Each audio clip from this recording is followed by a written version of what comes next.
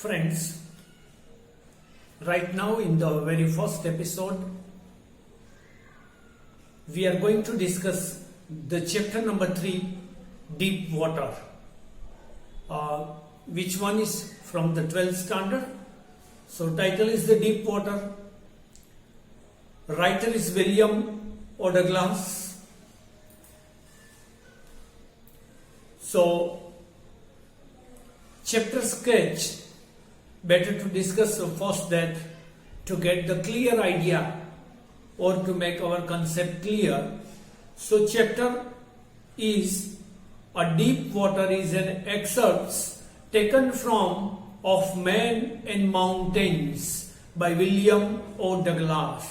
So this one is the taken from the Men and Mountains. ये book जो लिखी थी हमारे राइटर ने और इसके अंदर से ही यहाँ का एक छोटा सा पार्ट इसके अंदर लिया है. A leading advocate of individual rights and a justice in the courts of USA. तो वो सबसे जाने माने वहां के जस्टिस थे, एडवोकेट थे और इसके बाद जस्टिस भी थे और वो यूएसए के अंदर थे.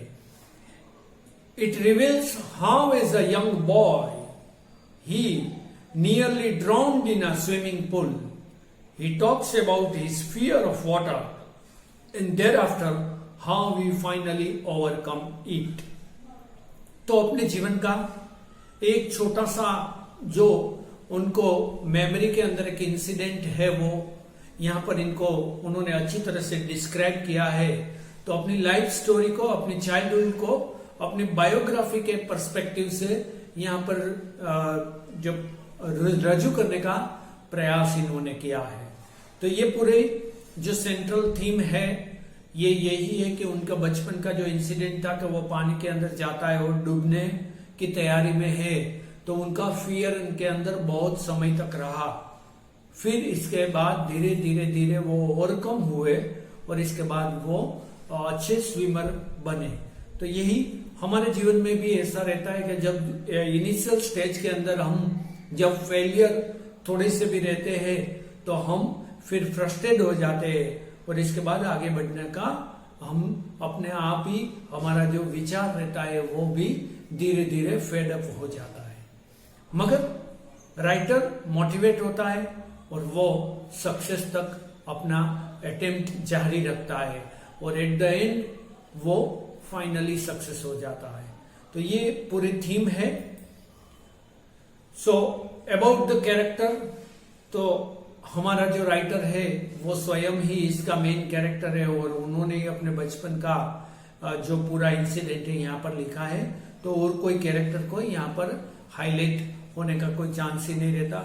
William the narrator, he as a child got afraid of water due to two frightening incidents in his childhood, but later on overcame his fear with sheer determination and willpower. So these are the two master keys. With the help of you can also win in your individual life.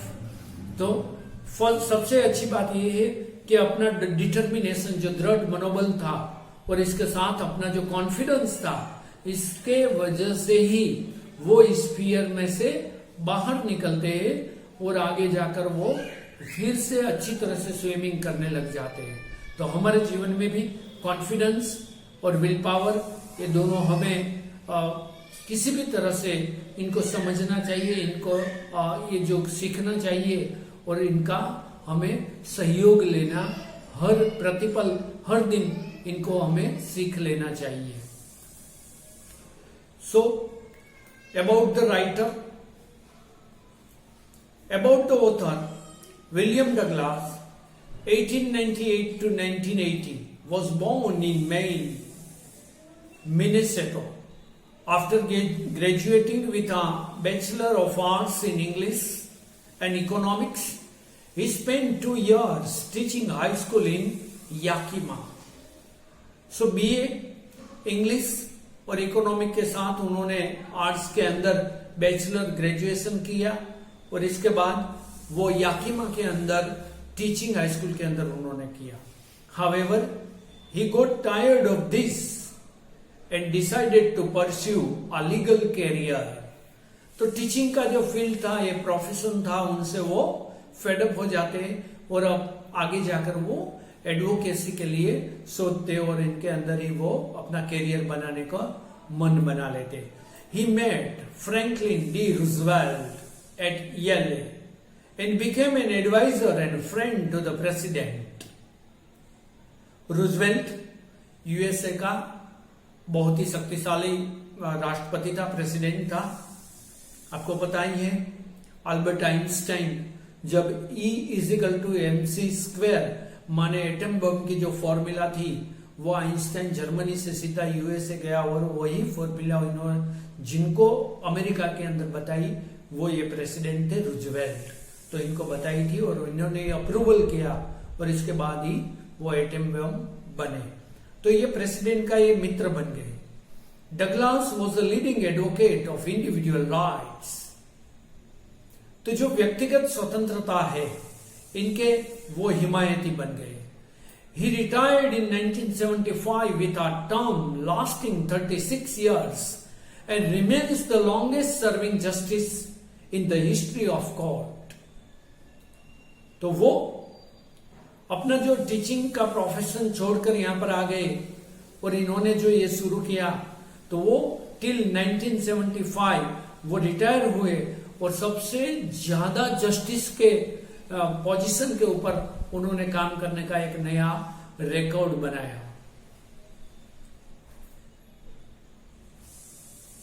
The following excerpts is taken from of man in mountains by William O Douglas. It reveals how as a young boy William nearly drowned in a swimming pool. तो जब छोटा था तब swimming pool के अंदर वो जो drawn माने वो सिंक हो रहा था, डूब रहा था पानी के अंदर. इनका एक्सपीरियंस था, इनका जो बैड इंसिडेंट था, इनको यहां पर इन्होंने शुरुआत में डिस्क्राइब किया है. In this essay he talks about his fear of water and thereafter how he finally overcome it. तो वो ये जो इनका फियर रहता है वो फियर को किस तरह से ओवरकम करते हैं और आगे जाकर वो अच्छा स्विमर बनते हैं, इनकी वो बात करते हैं. Notice how the autobiographical part of the selection is used to support his discussion of fear. तो ये जो उनका जो डिस्कशन का जो फियर था, उनका जो डिस्कशन ऑफ फियर, वो यहां पर किस तरह से ये पूरा ओवरकम हुआ, वो पूरी बात हमें यहाँ इस चैप्टर के अंदर उन्होंने अच्छी तरह से डिस्क्राइब की है. तो जो थोड़ी सी ग्लोसरी है जो यहाँ पर आने वाली है, जो आपको यूजफुल रहेगी चैप्टर को समझने के लिए. इररेजिस्टेबल माने overwhelming. Strike out means hit sharply. Pounding means rhythmically beating or throbbing. Oblivion means unconsciousness. Curtain of life fell as if life ended. Fooling means joking. Locker room means changing room of the pool. Icy which can freeze. Fishing for edible fish trapped by. Landlocked salmon from the sea. Bass, a common term for many different fish. So छोटी छोटी जो fish रहती है इनको बास कही जाती है. तो ये जो पूरा एरिया है याकिम रिवर है, यहाँ पर जो आपकी टेक्स्ट बुक के अंदर भी पूरा मैप दिया गया है किस तरह से वो यहाँ पर जो पूरा इंसिडेंट बनता है, इनकी बात इन्होंने यहाँ पर बताने का प्रयास किया है.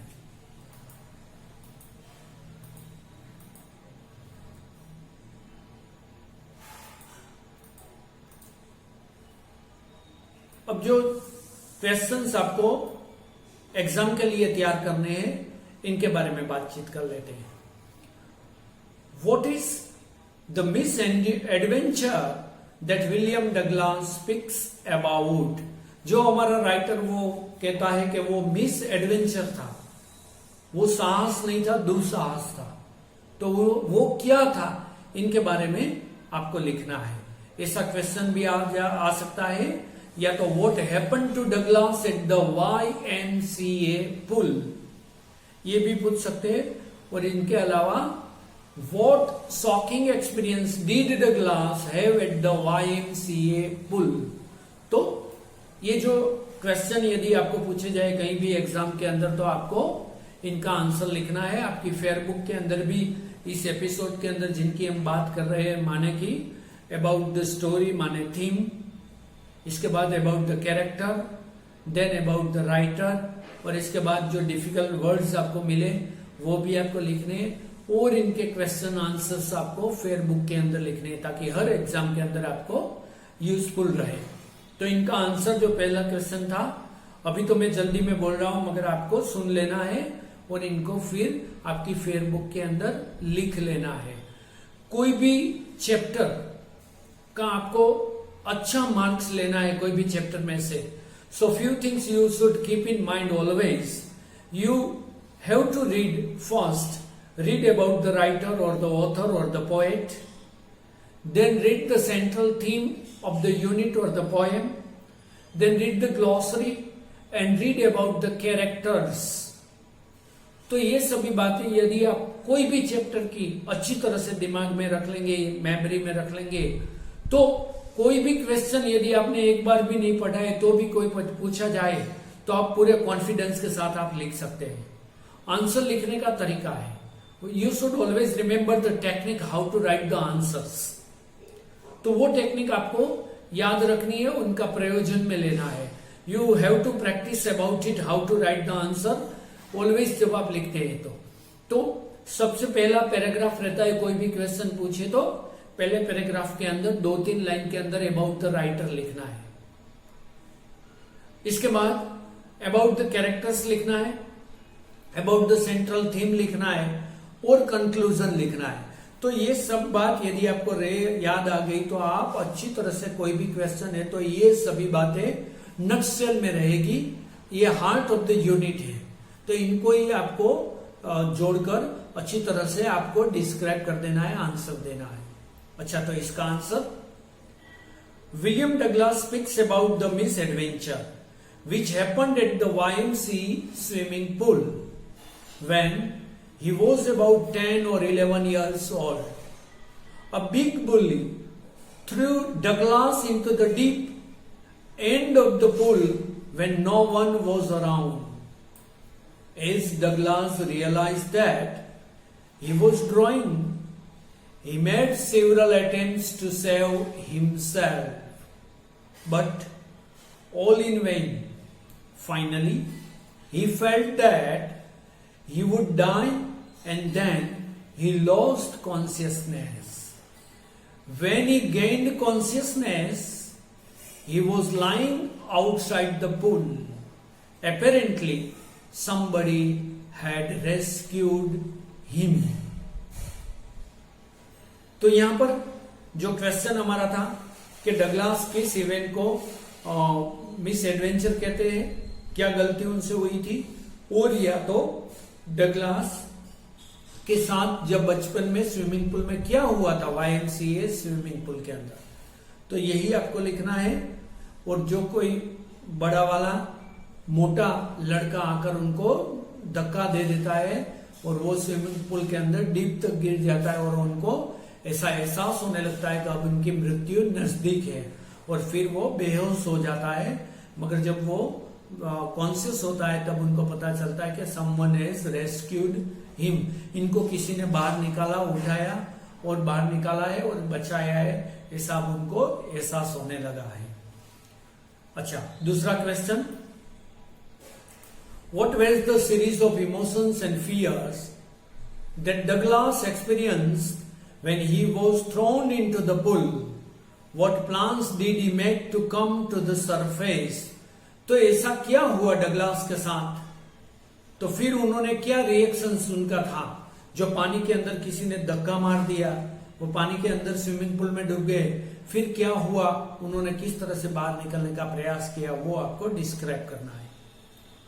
Answer, when Douglas was thrown into the pool, he was very much scared, but he did not lose his mind.